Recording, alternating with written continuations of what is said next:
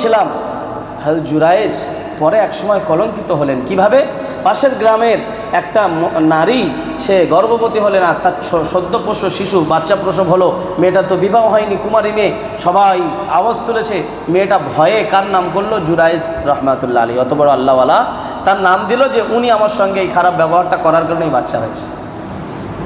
গ্রামের মানুষ এসে ঘর দৌড় সব ভাঙাচোরা করলো, মারপিট করলো। করার পরে জুরাইজ রহমাতুল্লাহ বললেন যে আমি এর প্রমাণ দিতে চাই, যার সঙ্গে আমার বন্ধুত্ব, যার সঙ্গে আমার সম্পর্ক, সে যদি ওই বাচ্চার জবান থেকে বলিয়ে দেয় তাহলে তোমরা খুশি হবে? সবাই বলল হ্যাঁ, ওইটুকু বাচ্চা সবে আজকে জন্মগ্রহণ করেছে, কথা বলবে কি করে?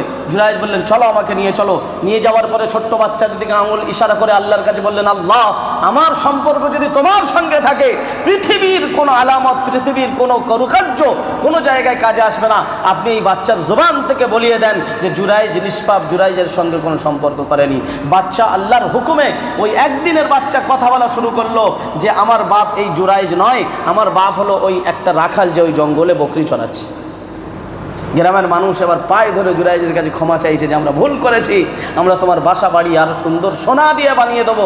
বললেন সোনা দিয়ে বানানোর কোনো দরকার নাই, এই ঝুপড়ি ঘরে থেকে আমি আল্লাহর সঙ্গে সম্পর্ক করেছি, আমাকে ওই কাঁটা আর খেজুর পাতার যে ঘর ছিল ওই ঘর বানিয়ে দাও। সুবহানাল্লাহ। তারা দুনিয়া কিছু ছিল না, এই জন্য দুনিয়ার কোনো জিনিস তাদেরকে কোনো ক্ষতি করতে পারেনি। ব্যাস, কিন্তু এখানে একটা জিনিস বোঝার যে মায়ের ডাক শোনেনি নামাজের মধ্যে থাকার কারণে। হুকুম হলো নফল নামাজ যদি হয়, যদি বাম্মা ডাকে বা এমন কোনো পরিস্থিতি আসে যে নামাজ ভাঙা জরুরি, সে জায়গায় আপনি ভাঙতে পারেন, এটা হলো হুকুম।